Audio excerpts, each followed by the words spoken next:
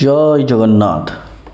ଆମେ ଜାଣିଛେ 7.5 ଶନି ମୀନ ରାଶିରେ ଏବେ ଚାଲୁ ରହିଛି।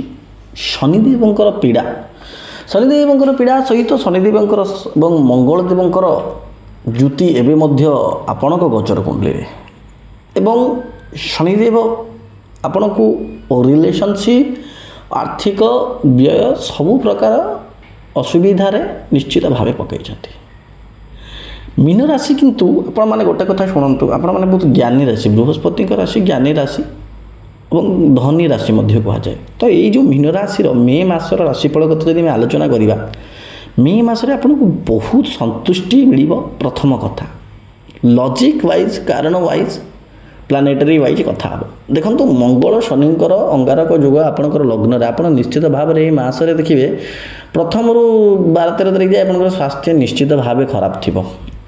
ଆପଣଙ୍କର ଥଣ୍ଡା ହେଉ, ଛୋଟ ମୋଟ ଗାଡ଼ି ଯେମିତି ପ୍ରୋବ୍ଲେମ୍ ହେଉ, ଗାଡ଼ି ପାଇଁ ପଇସା ଖର୍ଚ୍ଚ, କିମ୍ବା ଆପଣ ଦେଖିବେ ଆପଣଙ୍କର କିଛି ଗୋଟେ ଏଲର୍ଜି କି ଆମର ଦାନ୍ତ ଜନିତ ଏ କିଛି ଆପଣଙ୍କର ସ୍ୱାସ୍ଥ୍ୟ ସମସ୍ୟାଟା ନିହାତି ରହିବ 1ରୁ 13 ତାରିଖ ଯାଏ, ମାନେ ଅଲରେଡ଼ି ସରିବା ଉପରେ। ତ ଗୋଟେ କଥା ହେଉଛି ଆପଣ ସ୍ୱାସ୍ଥ୍ୟକୁ ଟିକେ ବାସ୍ ଜଗି ରଖି ଚଳିବା ଅଛି, ନହେଲେ 13 ତାରିଖ ପରେ ଠିକ୍ଠାକ୍ ହେଇଯିବ।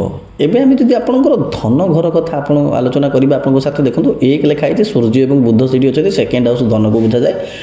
ଆପଣଙ୍କର ଦ୍ୱିତୀୟ ଘରେ ଧନର ଘରେ ବୁଧାଦିତ୍ୟ ଯୁଗ, ସିଏ ମଧ୍ୟ 13 ତାରିଖ ପରେ ଆପଣଙ୍କୁ ଶୁଭ ଫଳ ପ୍ରଦାନ କରିବ। ମଙ୍ଗଳ ଯେତେବେଳେ ରାଶି ସ୍ୱାମୀ ପଳାଇବେ ସେଠି, ଧନର ଘର ରାଶି ସ୍ୱାମୀ ଯିଏ ଅଛନ୍ତି, ଏବେ ଆପଣଙ୍କର ନିଶ୍ଚିତ ଭାବରେ ଆର୍ଥିକ କ୍ଷେତ୍ରରେ ଆପଣମାନଙ୍କର ଉନ୍ନତି ଆସିବ।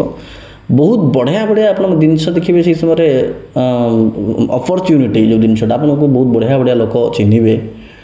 ଆର୍ଥିକ କ୍ଷେତ୍ରରେ ଯାହା ମାନ୍ଦା ଚାଲିଥିଲା ନିଶ୍ଚିତ ଭାବରେ ଆପଣମାନଙ୍କର ମେ ମାସର ଏଇ ଯେଉଁ 13 ତାରିଖ ପରେ ନିଶ୍ଚିତ ଭାବେ ଉନ୍ନତି ହେବ। ଆମେ ଅର୍ଥ କଥା ଯେତେବେଳେ କହୁ, ବ୍ୟୟ କଥା କହୁ, ବ୍ୟୟକୁ ଆପଣ ଟିକେ ଜଗିବେ, ଯେହେତୁ ରାହୁ ଆପଣଙ୍କର ଅଛନ୍ତି 12 ଭାବରେ। ଆପଣ ଦେଖନ୍ତୁ, ଚତୁର୍ଥ ଭାବ ହେଉଛି ଆପଣଙ୍କ ପରିବାର ଭାବ। ପରିବାର ଭାବର ସ୍ୱାମୀ ହେଉଛନ୍ତି ବୁଧଦେବ ମଧ୍ୟ ଆପଣଙ୍କର ସେକେଣ୍ଡ ହାଉସ୍ରେ ଅଛନ୍ତି ଏବଂ ସେଇ ରହିବେ ମଧ୍ୟ ଏବେ। ଏବଂ ଦେଖନ୍ତୁ, ପରିବାର କ୍ଷେତ୍ରରେ ଆପଣଙ୍କର ବହୁତ ବଢ଼ିଆ।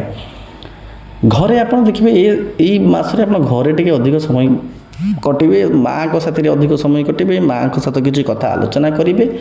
ଫ୍ୟାମିଲିରେ ଆପଣମାନଙ୍କର ଟିକେ ଦେଖିବେ ଆଧ୍ୟାତ୍ମିକ ଚିନ୍ତା, ଅର୍ଥାତ୍ କିଛି ଗୋଟେ ପୂଜା ହେବା, ପାଠ ହେବା, କିଛି ଗୋଟେ ହେବା ଏବଂ ଆପଣଙ୍କ ପରିବାରଙ୍କ ପାଇଁ ଡେଡିକେଟେଡ୍ ହେଇକି କାମ କରିବେ, ଯାହା ଗୋଚର କୁଣ୍ଡଳୀ ଅନୁସାରେ ଆମେ କହୁଛୁ। 4 ଲେଖା ହେଇଛି, ପଞ୍ଚମ ଘରେ ଚନ୍ଦ୍ର ତାଙ୍କର ମାଲିକ, ଯିଏ ଅଷ୍ଟମ ଘରେ ରହିଛି। ଆପଣଙ୍କର ଯଦି ସନ୍ତାନ ଅଛି, ମାନେ ଆପଣଙ୍କର ଯଦି ସନ୍ତାନ ଅଛି, ଯେଉଁମାନେ ବାହା ହେଇନାହାନ୍ତି ତାଙ୍କ କଥା ଅଲଗା, କିନ୍ତୁ ଯେଉଁମାନେ ବାପା ମା ହେଇସାରିଛନ୍ତି ତାଙ୍କର ସନ୍ତାନ ଅଛି, ସେ ସନ୍ତାନମାନଙ୍କ କ୍ଷେତ୍ରରେ ଟିକେ ଯଦି ଦେଖିବାକୁ ଗଲେ, ସନ୍ତାନମାନଙ୍କର ଥଣ୍ଡା ଜନିତ, କଫ ଜନିତ ଏଇସବୁ ପ୍ରୋବ୍ଲେମ୍ ରହିବ। ଏଇଟା ରହିବ। ସେଥିରେ ପରିବାର ସେଥିରେ ଯଦି ଗୋଟେ ପ୍ରୋବ୍ଲେମ୍ ଦେଖିବା, କେବଳ ସ୍ୱାସ୍ଥ୍ୟ ଖରାପ, ପିଲାଙ୍କର ଟିକେ ବଦମାସ ବି ହେଇପାରେ। ଷଷ୍ଠ ଘରେ କେତୁ ଆପଣଙ୍କ ଚାକିରି ଘରେ ଏବଂ ତା ରାଶି ସ୍ୱାମୀ ହେଉଛନ୍ତି ସୂର୍ଯ୍ୟ ଆପଣଙ୍କର ସେକେଣ୍ଡ ହାଉସ୍ରେ। ଦେଖନ୍ତୁ, ଚାକିରି, ରୋଗ, ଋଣ, ଶତ୍ରୁ ଘରେ ଯେହେତୁ କେତୁ ବସିଛନ୍ତି, ଟିକେ କୁକୁରଠୁ ଟିକେ ସାବଧାନ ଆପଣ ରହିବେ। ଏବଂ ଗୋଟେ କଥା ଆପଣ ଆଲୋଚନା କରିବା, ଆପଣ ଯଦି ଋଣ କରିଥିବେ କୌଣସିଠାରୁ କିମ୍ବା ଲୋନ୍ କାହାକୁ ଦେବାକୁ ଚାହିଁଥିବେ, ଟିକେ ଆପଣ ଜଗିଯିବେ। ଏବେ ଟିକେ ସେଇଥିରୁ ଆପଣ ଜଗିଯିବେ, କରିବେନି। କିନ୍ତୁ ଆପଣଙ୍କର ଚାକିରି କଥା ଯଦି ଆଲୋଚନା କରିବା, ଯେହେତୁ ସେକେଣ୍ଡ ହାଉସ୍ରେ ବୁଧାଦିତ୍ୟ ଯୁଗ, ଆପଣଙ୍କର ଷଷ୍ଠ ଘର ସ୍ୱାମୀ ସେକେଣ୍ଡ ହାଉସ୍ରେ, ଆପଣ ହାର୍ଡ଼ ପରିଶ୍ରମ କରିବେ। ଆପଣଙ୍କୁ ଲୋକ ଦେଖିବେ, କିଛି ଭଲ ଲୋକ ଯେଉଁମାନେ କୁହନ୍ତି ସେମାନେ ଚିହ୍ନିବେ। ଇଣ୍ଟରଭ୍ୟୁ ବଗେରା ଏସବୁ ଆପଣଙ୍କ ପାଇଁ ଭଲ ହେବ। ମୋଟାମୋଟି ଭାବରେ 14 ତାରିଖ ପରେ ଭଲ ହେବ। ଆପଣଙ୍କ ପ୍ରେମ, ପତି ପତ୍ନୀ ଯେଉଁମାନେ, ତାଙ୍କ କଥା ଯଦି ଆମେ ଆଲୋଚନା କରିବା, ଭଲ ଭାବରେ ଆପଣ ଜାଣିଛନ୍ତି, ମୁଁ ଆଗରୁ ମଧ୍ୟ କହିଛି, କୁଣ୍ଡଳୀର ସପ୍ତମ ଘର ହେଉଛି ପାର୍ଟନରସିପ୍ ହାଉସ୍, ସ୍ୱାମୀ ସ୍ତ୍ରୀଙ୍କର ଘର। ସ୍ତ୍ରୀ ପାଇଁ ସ୍ୱାମୀ, ସ୍ୱାମୀ ପାଇଁ ସ୍ତ୍ରୀ। ସେଠି 6 ଲେଖାଯାଇଛି, ଅର୍ଥାତ୍ ବୁଧ ଆପଣଙ୍କର କେଉଁଠି ସେକେଣ୍ଡ ହାଉସ୍ରେ। ବଢ଼ିଆ ଆପଣଙ୍କର ପ୍ରେମ ଏବଂ ପତି ପତ୍ନୀଙ୍କ ପାଇଁ ଯେଉଁମାନଙ୍କ ପାର୍ଟନରସିପ୍ ବହୁତ ବଢ଼ିଆ। ହଁ, ଟିକେ ମଙ୍ଗଳ ଶନି ଅଛନ୍ତି, ଆପଣମାନଙ୍କୁ ଟିକେ ଜଗିବାକୁ ପଡ଼ିବ। ଦେଖନ୍ତୁ, ଗୋଟେ କଥା, ମଙ୍ଗଳ ଶନି 13 ତାରିଖ ଯାଇ ରହିବେ, ତାପରେ ଗୋଚର କୁଣ୍ଡଳୀ ଅନୁସାରେ ପରିବର୍ତ୍ତନ ହେଇପାରିବ ଆପଣଙ୍କ ପତି ପତ୍ନୀଙ୍କ ପାଇଁ ବହୁତ ବଢ଼ିଆ। କିନ୍ତୁ ଆପଣ ଗୋଟେ ଜିନିଷ ଦେଖନ୍ତୁ, ଅଷ୍ଟମ ଘରେ ଆପଣଙ୍କର ଚନ୍ଦ୍ର ଯେହେତୁ, ଆପଣଙ୍କୁ ଦେଖିବେ ଚିନ୍ତା, ନିଦ୍ରାହୀନତା, ପ୍ରେମ ଜନିତ ବି ଯେତେବେଳେ ପ୍ରୋବ୍ଲେମ୍ ହେଉ କି ଆର୍ଥିକ ପ୍ରୋବ୍ଲେମ୍ ହେଉ, ଯଦି ଆଗରୁ ସେ ପ୍ରୋବ୍ଲେମ୍ ଥିଲା, ଆପଣ ଟିକେ ଓଭର ଥିଙ୍କିଂ, ଅଧିକ ଭାବିବେ। ଅଷ୍ଟମ ଘରେ ଚନ୍ଦ୍ର, ଏଇଟା ଆକ୍ଚୁଆଲି ଦେଖାଉଛି। ଆପଣଙ୍କର କେବଳ ଗୋଟେ କଥା ଦେଖନ୍ତୁ, ଆପଣ ଟିକେ ଚିନ୍ତା ଆଉ ନେଗେଟିଭ୍ ଥଟ୍ ଏଇଗୁଡ଼ାକ ଟିକେ ଦୂର କରନ୍ତୁ। ଦଶମ ଘର ଆପଣଙ୍କର କର୍ମର ଘର, ଯେଉଁଟା ଇମ୍ପୋର୍ଟାଣ୍ଟ ହାଉସ୍। ବୃହସ୍ପତି ରାଶି ସ୍ୱାମୀ, ତା'ର ଚତୁର୍ଥ ଘରେ ବସିଛନ୍ତି, କର୍ମ କଲେ ସିନା ଆପଣ ପଇସା ପାଇବେ, ଆପଣଙ୍କର ବିଜନେସ୍ ହେଲେ ସିନା ପଇସା ପାଇବେ। ତ career house is the most important house. ତ ସେଇ କଥା ଅନୁଯାୟୀ ବୃହସ୍ପତି ଯେହେତୁ ଚତୁର୍ଥ ଘରେ ବହୁତ ବଢ଼ିଆ ଫଳ ଦେବେ, ଆପଣଙ୍କର ବିଜନେସ୍ ବହୁତ ଗ୍ରୋଥ୍ ହେବ। ଅଥଚ ବ୍ୟୟର ଯୁଗ ଅଛି, 12 ଘରେ ରାହୁ ଯେହେତୁ ରହୁଛନ୍ତି, 6ଠ ଘରେ ମଧ୍ୟ କେତୁ ଅଛନ୍ତି, ତ ବ୍ୟୟ ମଧ୍ୟ ନିଶ୍ଚିତ ଭାବରେ ହେବ। ଅଧିକ ପଇସା ଆପଣଙ୍କର ଟିକେ ଖର୍ଚ୍ଚ ହେବ, କିଛି ନା କିଛି ମାତ୍ରାରେ ଆପଣଙ୍କର ପଇସା ଖର୍ଚ୍ଚ ହେବ। କିନ୍ତୁ ଆପଣଙ୍କର ଦେଖିବେ ପୂର୍ବାପେକ୍ଷା ଆପଣଙ୍କର କର୍ମ କାର୍ଯ୍ୟ, ଆପଣଙ୍କର ଯେଉଁଠି ବି ଆପଣ ଯାହା ବିଜନେସ୍ କରୁଛନ୍ତି, ଛୋଟ କାମ ହେଉ କି ବଡ଼ କାମ ହେଉ, ଆପଣଙ୍କର ନିଶ୍ଚିତ ଭାବରେ ଗ୍ରୋଥ୍ ଆସିବ। ବୃହସ୍ପତି ଆପଣଙ୍କ ରାଶି ସ୍ୱାମୀ ଯେହେତୁ ଚତୁର୍ଥ ଘରେ ରହିଛନ୍ତି ବୁଧଙ୍କ ରାଶିରେ, ବହୁତ ବଢ଼ିଆ ଭାବରେ ଫଳ ସେଇଟା। ଟିକେ ଆପଣଙ୍କ ଷ୍ଟ୍ରଗଲ୍ ଟିକେ ଖାଲି କରିବାକୁ ପଡ଼ିବ ଆପଣଙ୍କର ସ୍ୱାସ୍ଥ୍ୟ ପାଇଁ, କିନ୍ତୁ ଆପଣ ଟିକେ ବ୍ୟୟ ପାଇଁ ବି ଟିକେ ଜଗି ରଖି ଚଳନ୍ତୁ। ତେବେ ଦେଖନ୍ତୁ, ବହୁତ ଜଣ ପଚାରନ୍ତି ଜାତକର ଆପଣ ଯେଉଁଟା ଆମେ କହୁଛୁ 50% ଲାଗୁଛି, 60% ଲାଗୁଛି, ଲାଗୁନାହିଁ। ଏଇଟା ଆପଣ ପ୍ରଥମରୁ କହୁଛି, ଏଇଟା ଜେନେରାଲ୍ ପ୍ରେଡ଼ିକ୍ସନ୍।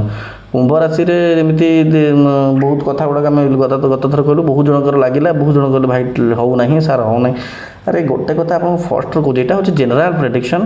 ଆପଣଙ୍କୁ ନିଜ ଜାତକରେ ମଧ୍ୟ ଦେଖିବାର ଅଛି ନା, କ'ଣ ଅଛନ୍ତି ଆପଣଙ୍କର। ମୁଁ କହିଲି ଆପଣ ବହୁତ ପଇସା ଇନକମ୍ କରିବେ, ସେକେଣ୍ଡ ହାଉସ୍ରେ ବୁଧାଦିତ୍ୟ ଯୁଗ ସୂର୍ଯ୍ୟ ବୁଧ, ଆପଣଙ୍କର ସେକେଣ୍ଡ ହାଉସ୍ରେ ଯଦି ରାହୁ ଥିବ, ସେଇଟା କେମିତି ଫଳ ହେବ? ତ ସେଇଥିପାଇଁ ଆପଣଙ୍କ ନିଜ ଜାତକ ଦେଖିକିରି ଆମେ ଏଇ ଯେଉଁ ଗୋଚର କୁଣ୍ଡଳୀ ଅନୁସାରେ କେପି ଚାର୍ଟ ଅଛି, ଡିଗ୍ରୀ ଚାର୍ଟ ଅଛି, ହଜାରେ ଜିନିଷ ଅଛି ଜ୍ୟୋତିଷ ଶାସ୍ତ୍ର। ଏଇଠି ବିଲକୁଲ ସାଇନ୍ସ ଏଇଟା। ତ ଆମେ ଦେଖିକି ସେଇଟା ଆମେ ଆଲୋଚନା ତାପରେ ଆପଣଙ୍କୁ ଡାଇରେକ୍ଟଲି କହିପାରିବେ ଯେ ଆପଣଙ୍କ ଲାଇଫ୍ରେ କ'ଣ ଘଟିବ। ସେ ପାଇଁ ଆପଣମାନେ ଆପଣଙ୍କୁ କଲ୍ କରିପାରିବେ। ଆମେ ଏଇଠି ପ୍ରେଡ଼ିକ୍ସନ୍ ଯେଉଁ କହୁଛୁ, ଗୋଟେ ପ୍ରକାରର କମ୍ପ୍ଲିଟ୍ ଲାଇଫ୍ ପ୍ରେଡ଼ିକ୍ସନ୍ ରିମେଡ଼ି ସହ ମଧ୍ୟ ଅନଲାଇନ୍ରେ ଆପଣମାନଙ୍କ ସହିତ କନସଲ୍ଟ କରିକି କୁହାଯାଉଛି। ତା ପାଇଁ ଆପଣ ଆମକୁ କଲ୍ କରନ୍ତୁ। ଅଳ୍ପ କିଛି ଶୁଳ୍କ ମଧ୍ୟ ଅଛି। ନିଶ୍ଚିତ ଭାବରେ ଆପଣଙ୍କ ଜୀବନର ପ୍ରତିଟି ଅସୁବିଧାକୁ ମଧ୍ୟ, ସମସ୍ତ ପ୍ରୋବ୍ଲେମକୁ ଆମେ ଭଲକି ବୁଝିବୁ, ରିମେଡ଼ି ମଧ୍ୟ କହିବୁ। ଆଉ ହନୁମାନଙ୍କ ହନୁମାନ ଚାଳିଶା ନିଶ୍ଚିତ ଭାବରେ ଆପଣ ପାଠ କରନ୍ତୁ। ମହାଦେବ ମା ପାର୍ବତୀଙ୍କ ପାଖକୁ ନିଶ୍ଚିତ ଯାଆନ୍ତୁ, ସୋମବାର ଆରାଧନା କରନ୍ତୁ ଟିକେ ମା ବାପାଙ୍କର। ନିଶ୍ଚିତ ଭାବରେ ଆପଣମାନଙ୍କର ଜୀବନ ସୁଖମୟ ହେବ। ଜୟ ଜଗନ୍ନାଥ।